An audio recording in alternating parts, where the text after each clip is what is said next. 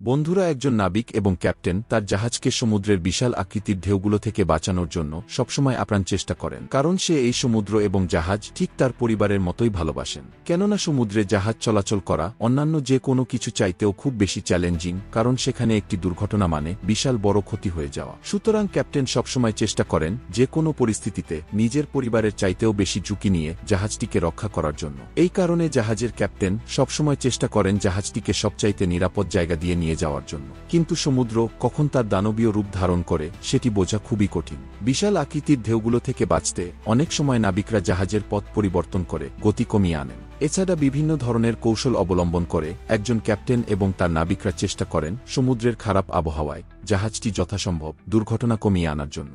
আর এভাবেই মূলত বিশাল আকৃতির এক একটি জাহাজ সমুদ্রের ঢেউগুলো থেকে নিরাপদে চলাচল করে। সমুদ্রের বড় বড় ঢেউগুলো থেকে বেঁচে থাকার প্রাথমিক কারণগুলির মধ্যে অন্যতম হচ্ছে এর আকার। এই জাহাজগুলো বিশাল আকৃতি এবং ওজনে অনেক বেশি, শত শত হাজার টনের বিশাল এসব জাহাজের ওজন ঝড় আর ঢেউয়ের শক্তির বিরুদ্ধে পাল্টা শক্তি হিসেবে কাজ করে, যা উত্তাল সমুদ্রের দানবীয় ঢেউ এর মধ্যেও জাহাজ ডুবিয়ে দেয়াকে কঠিন করে তোলে। জাহাজগুলো অনেক বেশি ওজন হওয়ার ফলে সহজে সেগুলো ব্যালেন্স ও হারায় না। তাছাড়া জাহাজে অনেক শক্তিশালী উপকরণ ব্যবহার করা হয় যা বড় বড় ঢেউ সহ্য করতে সক্ষম হয়। জাহাজগুলো কিভাবে এত বড় বড় ঢেউ মোকাবেলা করে সে সম্পর্কে আজকে আমরা জানার চেষ্টা করব।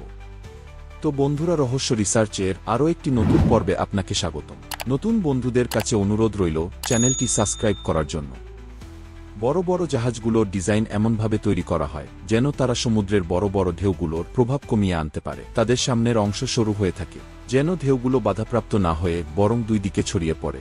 এর ফলে ঢেউয়ের চাপ দুই দিকে ছড়িয়ে পড়ে এবং জাহাজের উপর চাপ কম পড়ে। জাহাজের দুই পাশে খালি ট্যাঙ্ক থাকে যেগুলো প্রয়োজনের সময় পানি ভরা হয়। দুই দিকে পরিমাণ মতো পানি দিয়ে জাহাজের ব্যালেন্স ঠিক রাখা হয় এবং এর মহাকর্ষ শক্তির কেন্দ্রের দিকে নিয়ন্ত্রণ করা হয়। ব্যালেন্স ট্যাঙ্কের মাধ্যমে ঝড় বা ঢেউ থেমে গেলে ট্যাঙ্ক থেকে পানি অপসারণ করে দেওয়া হয়। অভিজ্ঞ এবং তাদের অপারেশন পদ্ধতি উত্তাল সমুদ্রের জাহাজকে স্থিতিশীল রাখতে বড় ভূমিকা পালন করে। তাদের অত্যন্ত সাহসিকতা ও নিরাপত্তা মূলক ব্যবস্থা ভারসাম্য ধরে রেখে জাহাজকে আপন গতিতে এগিয়ে নিয়ে চলে। মূলত যারা জাহাজে কাজ করে তাদের শুরুতে ঝড় থেকে বাঁচার নিয়ম শিখিয়ে দেওয়া হয়। কিভাবে ঝড় থেকে জাহাজকে রক্ষা করতে হয় তারা সেই বিষয়ে আগে থেকে অবগত থাকেন। ফলস্বরূপ যখন কোনো বড় ঝড় আসে তখন তারা নিয়ম অনুযায়ী অপারেশন পরিচালনা করেন। জাহাজের ক্যাপ্টেন যথাসম্ভব নিরাপদ স্থানে জাহাজটিকে সরিয়ে নিয়ে যান। বিশালাকার ঢেউ থেকে বাঁচতে নাবিকরা অনেক সময় জাহাজের গতিপথ পরিবর্তন করে নেয়। ধীর গতি এবং নানা কৌশলে জাহাজের অবকাঠামো গতি রোধ করে ঝড়ের প্রভাবকে কমিয়ে আনতে সাহায্য করে। আর এইভাবেই মূলত একটি জাহাজ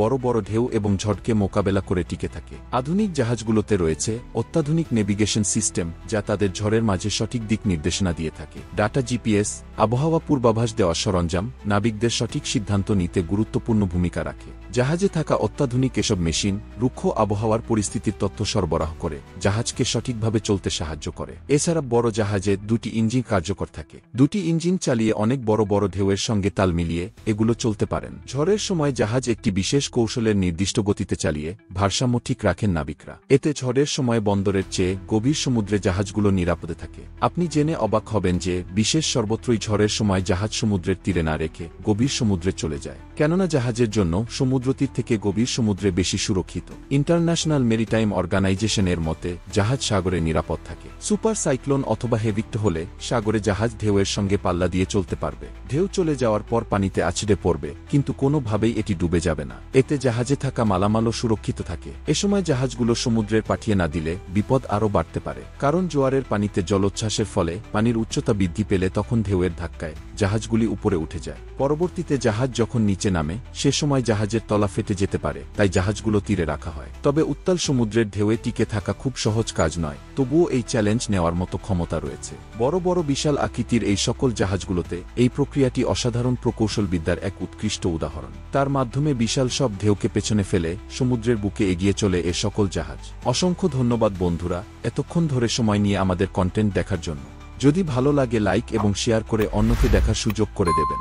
আর যদি ভালো না লাগে কমেন্ট বক্সে আমাদেরকে জানাতে পারেন। ধন্যবাদ।